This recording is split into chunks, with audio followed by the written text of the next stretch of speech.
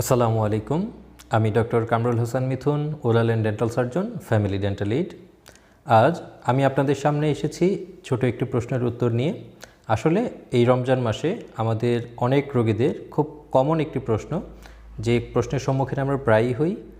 এর বাহিরেও অনেক রোগী আছেন যারা আসলে দাঁতের সমস্যায় ভুগছেন, কিন্তু রমজান মাস জন্য কোনো ডাক্তারের শরণাপন্ন হচ্ছেন না। তাদের জন্যই মূলত হচ্ছে আমার আজকের এই ভিডিওটি।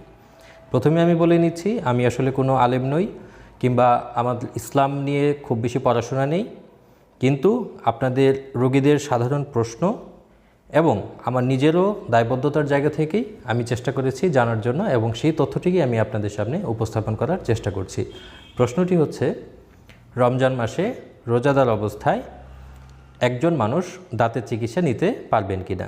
হ্যাঁ, আমাদের বিজ্ঞ আলেমগণ যারা আছেন তারা বেশিরভাগ মানুষ আলেমই এই বিষয়ে একমত হয়েছেন যে দাঁতের চিকিৎসা করা যাবে, তবে শর্ত থাকে যে গলায় পানি যাওয়া যাবে না এবং অতিরিক্ত রক্তক্ষরণ হওয়া যাবে না।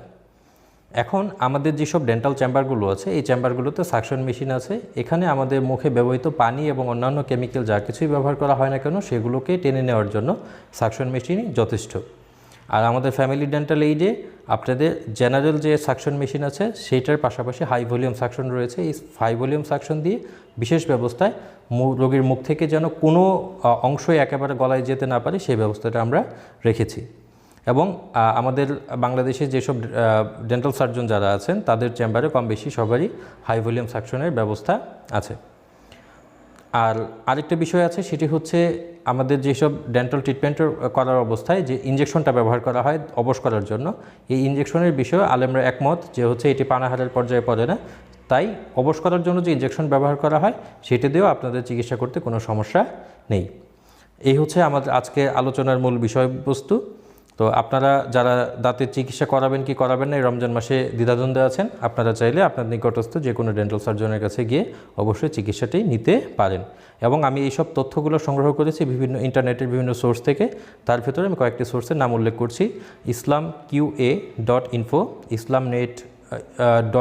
islamweb.net এবং seekersguidance.org। এছাড়াও আমি ইউটিউবে বেশ কিছু ভিডিও দেখেছি, সেখান থেকেও তথ্য সংগ্রহ করেছি। আপনারা চাইলে এইসব তথ্য আরও বিস্তারিতভাবে সেখান থেকেও জানতে পারবেন। আপনাদের সুস্বাস্থ্য এবং দীর্ঘায়ু কামনা করে এখানে শেষ করছি। ভালো থাকবেন, সুস্থ থাকবেন। আসসালামু আলাইকুম।